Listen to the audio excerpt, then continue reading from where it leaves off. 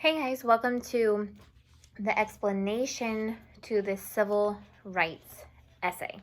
Okay, if you get out your homework sheet, you can understand if you're doing this before you got your homework sheet. It's okay, I'll go through it a little bit. But if you do have it, it'd be good to have. This is what you're going to be working on for English class this week. You also are going to be doing your reading for the book through Flood and Flame. So it's not the only thing you're going to be doing this week, which means listen to me. You need to pay attention on the days that you have reading, which is Tuesday and Wednesday. You also on Tuesday have something to do with the civil rights. So don't miss that. Only Tuesday. On Wednesday, it's just reading. Okay. But on Tuesday, you have reading and something to do with the civil rights. So you don't want to miss that because it's down at the bottom. And you don't want to think like, oh, I have nothing to do today. And then then you get there on Thursday and you haven't done half your essay yet. Okay? Which wouldn't be good. So look at your homework sheet. It says today that you're only doing the brainstorm. Okay, so let me just go through, because you know what an essay is. I'll explain to you what exactly you're writing about, but let's just go through the schedule first. Today, you do the brainstorm. Okay?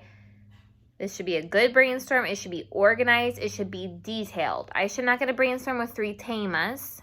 Okay? I should not get a brainstorm with just 3 temas. Because I'm about to give you 3 temas. Okay?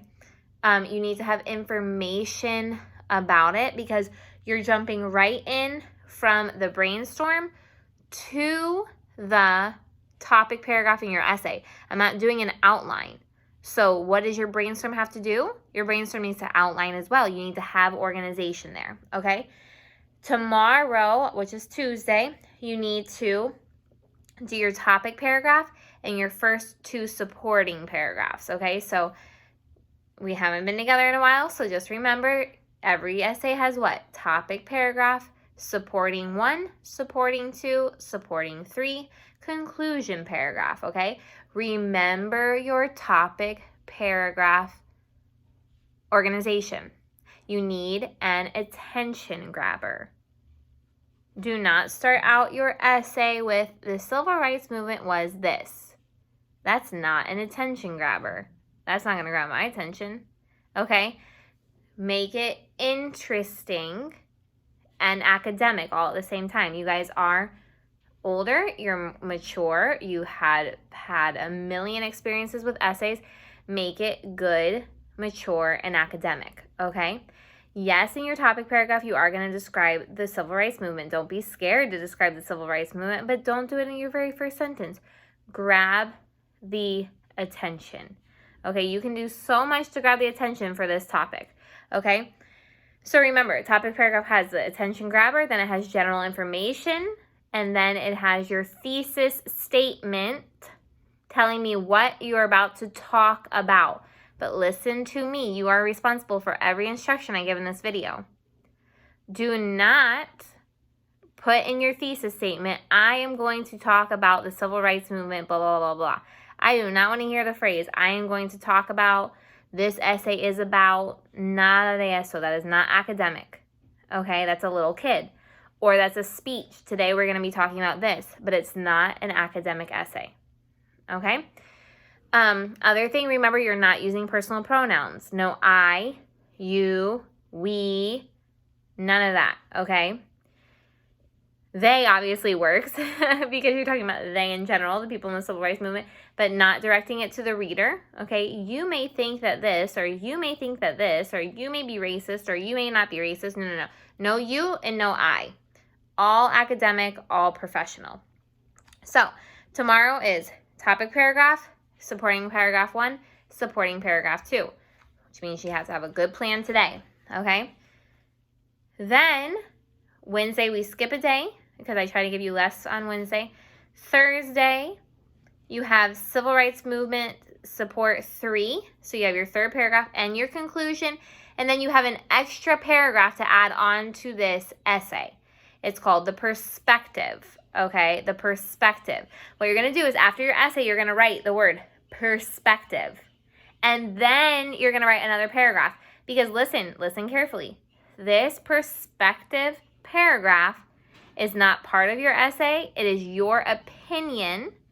It is your opinion, which means that you can use I and you and whatever personal pronoun you want, because this part is the non-academic side. This is your opinion. Many times when you do informes for the university or for Miss Haley or for Proofread Angel, sometimes they're going to give you a section called conclusions. This is not the normal conclusion of an essay. These are your conclusions, okay?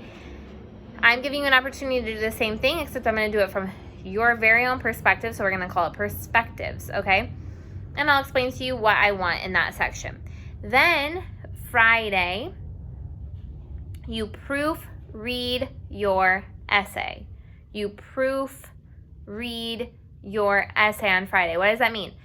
I'm not talking about actually correcting it yet. You need to go through and show me what you need to correct, right? What do you need to capitalize? What do you need to lowercase? Where do you need to put commas? Where do you need to put more information, right? Where do you need to take out I and you? Where do you need to spell words correctly? When you proofread, you should go through and you should Google any word that is even possibly spelled incorrectly, okay? You should go through and make sure that if you talk about a university, it's capitalized. That you don't have run-on sentences, that you have at least 6 sentences in each paragraph, okay? And it should be longer than 6 sentences in most of your paragraphs, guys. These are academic paragraphs, okay? And it should be filled with information. Don't be afraid to say, add more information here, and then go get more information. Okay, so this proofread, when you proofread something, guys, I used to do this in the university. You should attack your paper. You should have marks all over on how to correct it. You should be taking sentences and then moving them down to other places. You should be improving your topic sentences. You should be improving your conclusion sentences. You should be spelling words differently. You should be doing a lot of different things inside that first correction, okay? You're never going to write perfectly. If you have like 2 corrections per paragraph, you did not proofread your paper, okay? So make sure you proofread correctly. On this video at the very end, I'm going to put your proofreading marks again that I've taught you.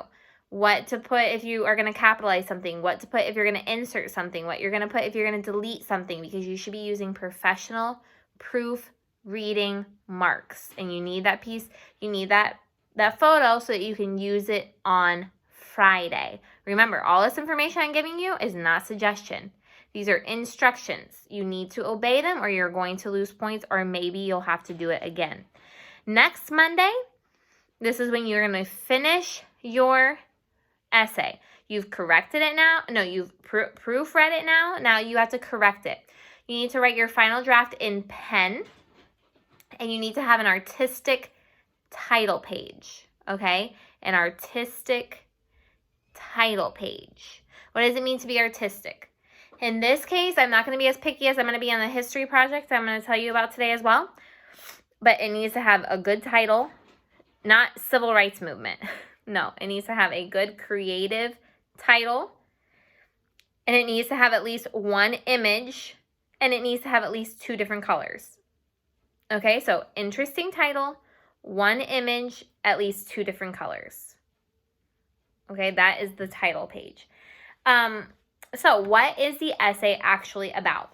The theme is going to be the civil rights movement, but you get to decide on how you are going to explain it. You're going to take those notes and the information that you got from the presentations and from your own research, right? You probably will have to do a little bit more research to make it really, really good, which today would be a good day to start that if you need to do more research, because today all you have to do is brainstorm, right? So you have time for that.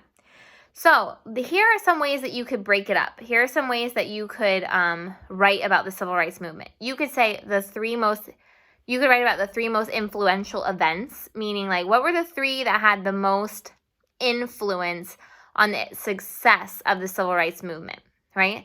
You could do the 3 most impactful events. Like what are the 3 that really hit you? Like the 3 that you thought were the strongest events. Maybe not the most influential, but wow, that's never happened in history before, or never going to happen in history before, or something like that, right? The most impactful. You could talk about the 3 most interesting, and you don't have to say that they're interesting to you. You could just call them interesting, okay? The 3 most interesting events that you found. the 3 most influential people inside the civil rights movement. So you could talk about Martin Luther King, you could talk about Malcolm X, you could talk about the group of the Black Panther Party, you could talk about Lyndon B. Johnson, you could talk about you could talk about the president's roles, the civil rights leaders' roles. You just have to find a way to group it together and organize it, right? You could also do a timeline. Okay, what happened in the earlier days of the civil rights movement? What happened in the later days? You could talk about how you could talk about the influence of the laws.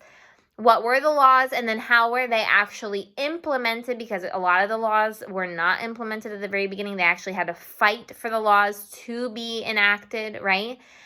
But the only thing I won't let you write about were three laws. Okay, I do not want you just to stick to just laws. I want you to talk about events. I want you to talk about people, and you can mix the laws in there, but I don't want you to talk about just the laws, okay? You cannot talk about just one event. You cannot talk about just one person, okay? It's not another infographic written in essay form.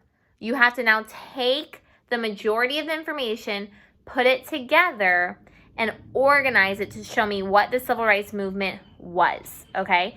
Your topic paragraph must include general information of the civil rights movement. You can't just go in talking about it. Remember that you have to picture that the reader does not know what the civil rights movement was. You are telling them what it is, and you're using specific information to do so. The reason why I say that you have to use the majority of the information is because some of the presentations, maybe you didn't get a lot of notes from them, okay? Maybe you didn't understand everything that happened there. Maybe it didn't interest you what happened there, and you don't really want to include it in your paper. That's fine. You can do that for a few things, but you still have to make sure that it has great depth and information. So you have to make sure that you have good information on the majority of the things that happen inside the civil rights movement. Remember that you have a list of the events that happened there. So maybe you need that first before you use your notes to get the information, to get some organization into it. Okay? So today's step is the brainstorm in an organized way. Okay? The brainstorm in an organized way, which means you need to find how you're going to group it, and you need to know where you're going. And the more information that you get today and the more organization that you get today, the way easier the rest of the week is going to go for you. So you need to decide what you do on that. Okay? If you have any questions, any clarifications, let me know. But you do know what I expect on an essay, and I'm gonna look for it. So I'm gonna make you do it again. If it's not written to my standards, it does not fulfill the expectations, you did not follow the instructions, or you even think about copying anything off the internet, or even close to it, you're gonna do it again. And if you copy off the internet, you're going to be punished and do it again, because that's cheating. So make sure that you do your own words, your own information, but not your own opinion till you get to the perspective section. Okay? Have any questions? Just let me know.